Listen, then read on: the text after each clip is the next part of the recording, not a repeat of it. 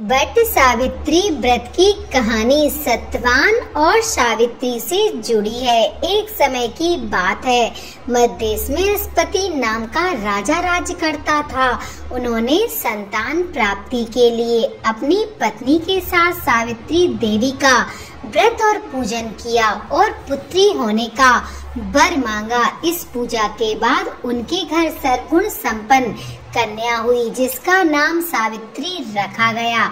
सावित्री जब विवाह के योग हुई तो राजा ने उससे अपना वर चुनने को कहा। जब सावित्री अपने वर का चयन करके लौटी तो नारद जी ने वर के बारे में पूछा तो सावित्री ने बताया कि एक राजा जिनका राज्य हर लिया गया है, वो अपनी पत्नी और पुत्र के साथ वन में भटक रहे थे। उनके पुत्र सत्यवान को मैंने अपने वर के रूप में चुन लिया है। नारद जी ने ग्रहों की गणनाओं को करके कहा कि राजा, तुम्हारी पुत्री ने सुयोग वर को चुना है। सत्यवान धर्मात्मा और गुणी है, लेकिन उसमें एक भारी दोष है, वह अल्पायु है और 1 वर्ष के बाद उनकी मृत्यु हो जाएगी। नारद जी की ऐसी भविष्यवाणी सुनकर उन्होंने अपनी कन्या से दूसरा वर चुनने के लिए कहा। इस पर सावित्री ने कहा कि पिताजी, कन्या एक बार अपने वर का चयन करती हैं और मैं सत्यवान का चयन कर चुकी हूँ और किसी और को अपने हृदय में स्थान नहीं दे सकती हूँ। सावित्री ने आगे कहा कि पिताजी, अब मैं सत्यवान को ही अपना पति मान चुकी हूँ। सावित्री ने सत्यवान की मृत्यु का समय जान लिया था। राजा ने सत्यवान के साथ सावित्री का विवाह कर दिया। वह वन में अपने सास ससुर के साथ रहने लगी और उनकी सेवा करने लगी। जब वह समय निकट आया जो कि नारद जी ने बताया था, तो सावित्री उपवास करने लगी और पितरों का पूजन करने लगी। वह रोज की तरह सत्यवान के साथ लकड़ियां काटने वन में गईं।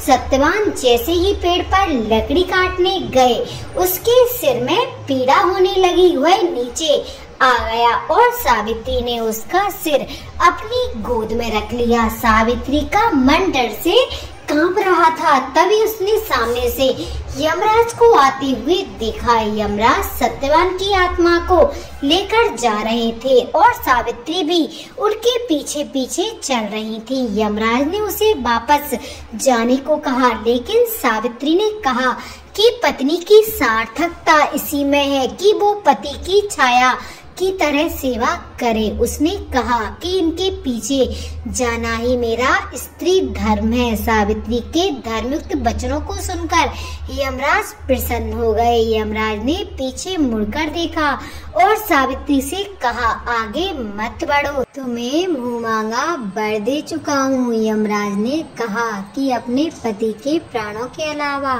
तुम कुछ भी वरदान मांग सकती हो। इस पर सावित्री ने कहा कि मुझे मेरे सास ससुर की आंखों की ज्योति दे दो।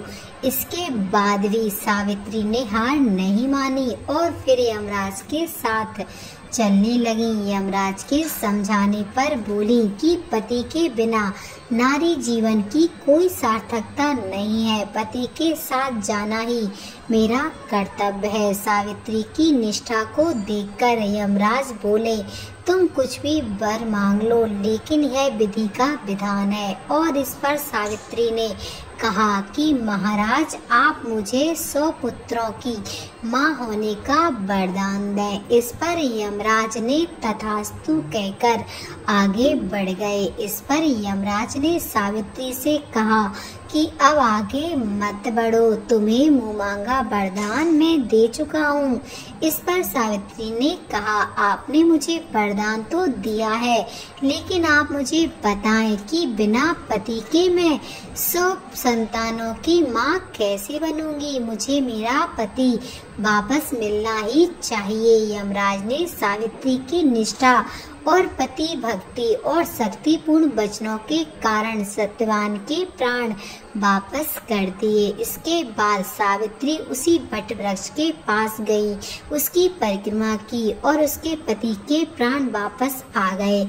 उसके सास ससुर की आंखें भी वापस आ गईं। यमराज के आशीर्वाद से सावित्री 100 पुत्रों की मां बनी। जैसे सावित्री ने यमराज से अपने पति के प्राणों की रक्षा की, वैसे सभी के पति के प्राणों की रक्षा हो और सभी का सुहाग अमर रहे। बोलो सत्यवान सावित्री की जय।